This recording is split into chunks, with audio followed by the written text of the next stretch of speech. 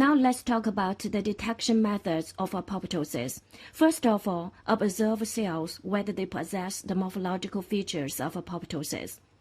There are many methods of morphological observations.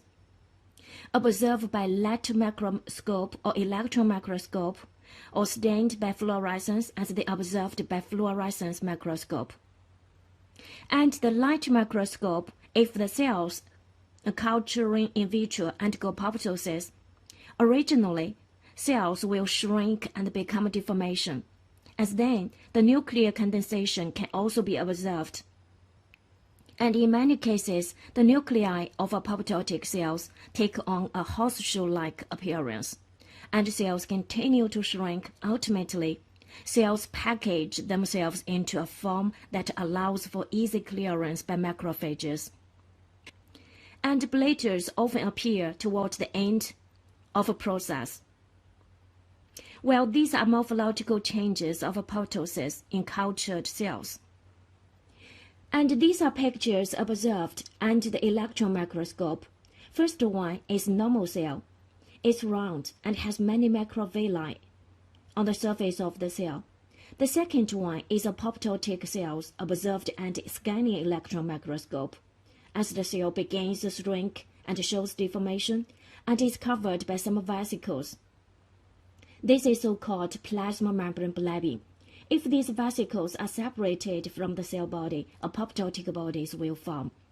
The third one is apoptotic cells observed under transmission electron microscope. The chromatin condenses and migrates toward the nuclear membrane. As the shell shows deformation, as the plasma membrane is blabbing, apoptotic bodies also can be found. Well, these are morphological features of apoptotic cells and the transmission electron microscope. And the principle of fluorescence staining is based on alterations in plasma membrane during apoptosis. In normal cells, phosphatidylcholine and sphingomyelin on the external leaf, and phosphatidylserine in the inner leaf. Redistribution of phospholipids in the plasma membrane is an early apoptotic change. Phosphatidylserine is translocated to the external leaf. Exposed phosphatidylserine is like an eat-me flag, which can be recognized by macrophage as then phagocytosed by macrophage.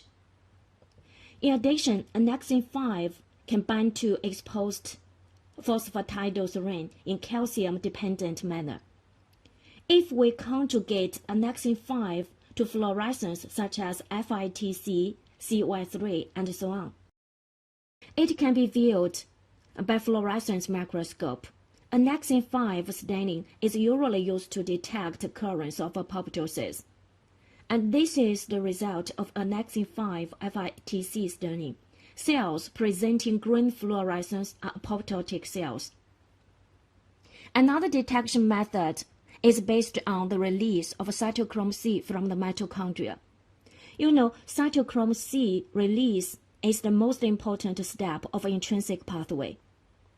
So we can use Western blot or ELISA or immunohistochemical staining to check the release of the cytochrome C. And here shows the result of the Western blot, and here shows the result of the immunohistochemical staining. As the green fluorescence in the cytoplasm shows the presence of cytochrome C in the cytoplasm. Another detection method is based on mitochondrial transmembrane potential. You know, in the intrinsic pathway of apoptosis, activation of p53 can act on BCL2 family proteins to increase the mitochondrial membrane potential. As then, the permeability transition pore opens and the cytochrome C is released from the mitochondria, which triggers the caspase cascade. And mitochondrial membrane potential assay kit can be used to detect the changes of mitochondrial membrane potentials. Of course, we can detect the changes of expression of BCL2 or caspase family members by Western blot or immunohistochemical staining. Just as shown in this picture, we can check the expression of caspase family members, including initiator caspase and effector caspase. In addition, we can check the DNA fragmentation. One substrate of effector caspases is inhibitor of caspase-dependent DNAs. Active DNAs cleaves DNA at the internucleosomal link region and forms many DNA fragments. The length of nucleosome repeat is about 200 base pair. After electrophoresis, DNA ladder will appear just as shown in this figure. In addition, tunnel assay is commonly used to detect apoptosis. Cells or tissue sections are incubated with DTT and DOTP, and here DOTP is labeled by fluorescence.